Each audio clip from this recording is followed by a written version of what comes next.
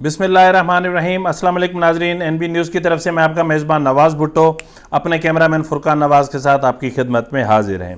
नाजरीन, इमरान खान को हर तरफ से नाकामी का सामना है। एक तो इमरान खान को हर तरफ से नाकामी का सामना है ही है, लेकिन दूसरी तरफ हुकूमत उनको घसीट घसीट कर ऐसे मकाम पर ले जाना चाह रही है जहां वो बिल्कुल तन्हा हो जाएं, यानी वो इस हद तक कमज़ोर हो जाएं, इस हद तक तन्हा हो जाएं कि वो कुछ करना भी चाहें तो भी हुकूमत के ख़िलाफ़ कोई कार्रवाई या कोई भी लॉन्ग मार्च या कोई भी धरना या ऐसा कोई भी अमल करने से कासिर हो जाएं। तो नाजरीन, हुकूमत ने इस हवाले से इंतहाई अहम फैसले किए हैं और इमरान खान के लॉन्ग मार्च के हवाले से लंदन से भी शहबाज शरीफ को और अपना वजारत दाखिला को हिदायत मौसूल हुई हैं, और वो दो तरह की हिदायत हैं।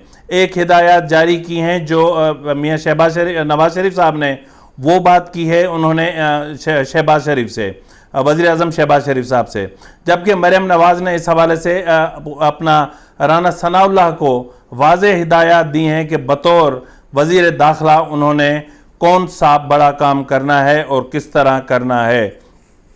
यानी उनको पूरी हिकमत अमली बनाकर दे दी गई है राना सनाउल्लाह को, क्योंकि इस वक्त इमरान खान मतलब जैसे मैंने कहा ना इससे पहले वाले व्लॉग में कि जैसे जैसे अक्टूबर अपने इख्तिताम की तरफ बढ़ रहा है, इमरान खान का जवाल बहुत बहुत तेज़ी से उसकी तरफ बढ़ रहा है, और जैसे ही नवंबर आएगा तो नवंबर से पहले या नवंबर के पहले 2-4 दिनों में इमरान खान की सियासत के ताबूत में आखिरी कील ठोक दी जाएगी। तो नाजरीन, इस वक्त इमरान खान के लिए सबसे बड़ा मसला ये है कि कहाँ से इतना बड़ा क्राउड लेकर आए। यानी इस वक्त इमरान खान की जो सबसे ज़्यादा कोशिश है वो ये है कि कम से कम उन्हें 50,000 ऐसे लोग चाहिए जो इस्लामाबाद तक पहुँच सकें, जबकि उन्होंने इंतहाई अहम ज़राए का कहना है कि उन्होंने कम से कम 5 से 10,000 ऐसे नौजवान, जो जिस तरह मैंने आपको कल कहा था कि पंजाब हाउस, कश्मीर हाउस, अपना बनीगाला हाउस, खैबर पख्तूनख्वा हाउस और गिलगित बिल्तिस्तान हाउस और इनके जो फार्म हाउसेज है वहाँ पर पहले ही पहुँचा दिए हैं, लेकिन ये 5,000 या 8,000 नौजवान काफ़ी नहीं हैं, क्योंकि रेड जोन जो उस वक्त होगा लॉन्ग मार्च के दौरान वो पाक फौज और फ्रंटियर कांस्टेबलरी और रेंजर्स के उसमें होगा। तो अगर ये लोग निकले भी सही तो कम से कम पुलिस नहीं होगी कि जो जिनके साथ ये भिड़ भी सकेंगे। तो अगर इन्होंने कोई ऐसी कोताही या कोई किसी भी किस्म की कोई गलती करने की कोशिश की तो फिर बहुत बड़ा तसादुम हो सकता है, और शायद जिस तरह रेड जोन को कवर किया जाए उसके बाद इनमें इतनी हिम्मत ही ना हो सके कि ये निकल सकें। तो अब सवाल ये पैदा होता है कि बाहर से कम वो कह रहे हैं कि मैं 50,000 लोग भी आ जाएं तो शायद मेरी इज्जत रह जाएगी। तो नाजरीन, मसला ये है कि 50,000 लोग लेकर आना इस वक्त कोई आसान बात नहीं है, ना ही कोई बच्चों का खेल है। तो ना 50,000 लोग होंगे, यानी कहते हैं ना कि ना नौमन तेल होगा ना राधा नाचेगी। तो इसलिए इंतहाई अहम ज़राए का कहना है कि इमरान खान इस वक्त फरार के रास्ते अख्तियार करने की कोशिश कर रहा है और बहुत बड़े यू टर्न की कोशिश कर रहा है। वो पार्लियामेंट की तरफ जाने की कोशिश कर रहा है, लेकिन मतलब इस पार्टी के अंदर जो दरारें पड़ी हुई हैं या पार्टी के अंदर जो इख्तलाफात बढ़ते जा रहे हैं, उन इख्तलाफात की वजह से इमरान खान बहुत ज़्यादा तेश में आ गए हैं। यानी वो अपने रास्ते खुद ही बंद करते जा रहे हैं और अपने लिए मुश्किलात खुद ही खड़ी करती जा रहे हैं। यूँ समझ लें कि उन्होंने एक दस्ती बम होता है ना, उसकी पिन निकाल के उस बम को इसने अपनी जेब में रख दिया है। ऐसी सूरत हाल इमरान खान ने अपने लिए पैदा कर दी है। एक तरफ उन्हें सुप्रीम कोर्ट कह रही है कि वो पार्लियामेंट में वापस चले जाएं, दूसरी तरफ उन्हें इस्लामाबाद हाई कोर्ट कह रही है कि वो पार्लियामेंट वापस चले जाएं, और दूसरी तरफ ये ज़िमनी इंतखाबात में हिस्सा ले रहे हैं, और ज़िमनी इंतखाबात में अगर इमरान खान हार जाते हैं तो भी इनके लिए सियासी मौत है, और अगर जीत कर आते हैं और फिर पार्लियामेंट नहीं जाते तो भी ये इनके लिए बहुत बड़ा एक धचका होगा जो PTI की सियासत को लगेगा। तो अगर आपको पार्लियामेंट में वापस जाना ही नहीं है, और अगर आप पार्लियामेंट में जाना चाहते ही नहीं हैं, और अगर आप बायकॉट खत्म करना ही नहीं चाहते हैं, और आपको जिस तरह इस्लामाबाद हाई कोर्ट ने वाजे कहा कि आप बयान हल्फी जमा करवाएं और वापस चले जाएं पार्लियामेंट में, तो आप वो ऑप्शन भी यूज नहीं करना चाहते, तो आखिर आप करना क्या चाहते हैं? आप किस गलतफहमी का शिकार हैं? मैंने जिस तरह पहले भी कहा कि रियासत से रियासत तो टकरा सकती है, लेकिन रियासत से कोई भी गिरोह, चाहे वो कितना बड़ा बागी गिरोह क्यों ना हो, वो रियासत और रियासती मशीनरी और रियासती ताकत के साथ नहीं टकरा सकता। यूं समझ लें कि कोई कितना ही मोटा ताज़ा बैल हो, वो हाथी से नहीं टकरा सकता। तो इस वक्त कम से कम इमरान खान को ये सोच लेना चाहिए कि हम नहीं टकरा सकते। इस वक्त आप ये सोच रहे हैं कि आपकी सियासत है, ये सियासत का खेल है। आपने तो सियासत को मजाक भी बना दिया है, सियासत को खेल भी बना दिया है, सियासत को तूफान बदतमीजी भी बना दिया है। आपके लोग जिस तरह इस वक्त बदतमीजी, बदतहजीबी, बदकलामी, बद अखलाकी का बदतरीन मुजाहरा कर रहे हैं, जिस पे आप लोगों को भी, जो पार्टी की मरकजी क़यादत है, उनको भी शर्म नहीं आती कि वो अपने लोगों को जो ओवरसीज में हैं उनको रोक सकें कि पाकिस्तान की जिल्लत और रुसवाई का सबब मत बने।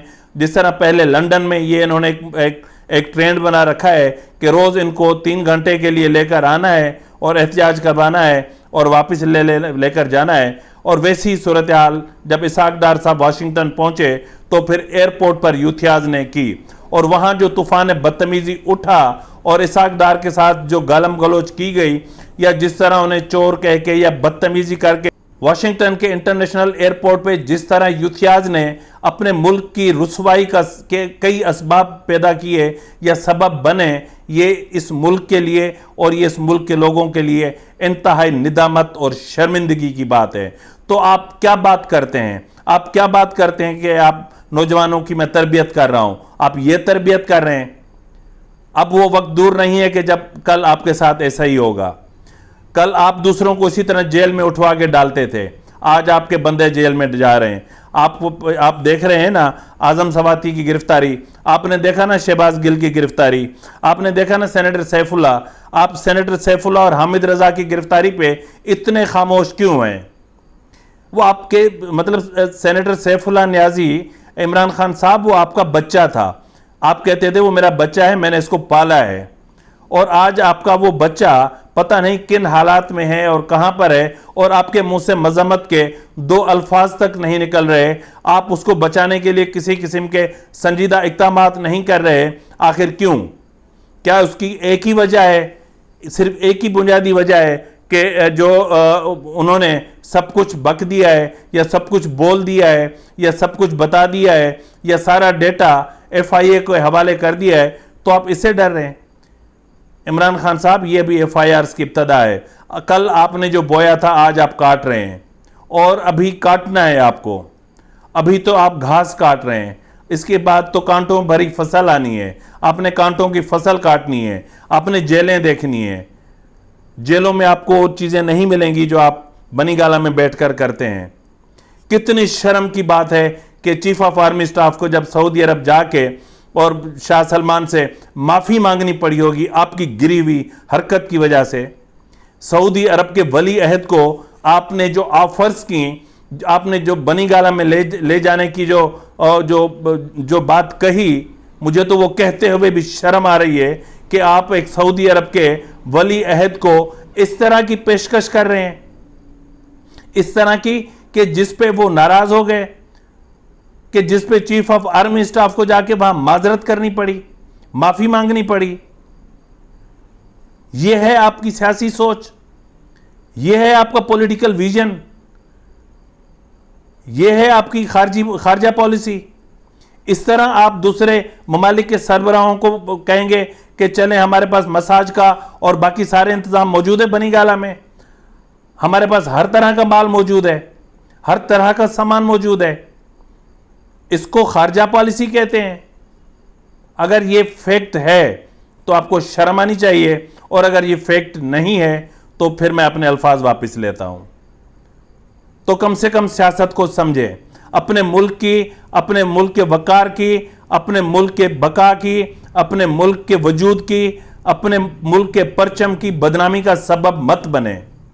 मैं आपको पहले भी कह चुका हूं, आज भी कह रहा हूं कि लंदन में जिस तरह आपकी किराए की खवातीन रोज जो है वो एवन फील्ड के नीचे तमाशा कर रही हैं, या रोज जिस तरह एक तूफान बदतमीजी बर्पा कर रही हैं, अब वाशिंगटन में भी आप लोगों ने शुरू कर दिया है, जिस तरह आपने अक़वाम मुत्तहिदा के दफ्तर के सामने किया, ये सब वो अमल हैं। जिस तरह आपने मदीना मुनव्वरा में किया, ये वो अमल हैं कि कम से कम कोई पाकिस्तानी सियासतदान जिसको एक मेन स्ट्रीम पॉलिटिक्स करनी हो, वो ऐसी गिरी हुई हरकत नहीं कर सकता, लेकिन आप कर सकते हैं। इसलिए कि आपकी शान में मैं क्या कहूँ। इसी के साथ ही अपने मेज़बान नवाज़ भुट्टो को इजाज़त दीजिए। अल्लाह हाफिज़।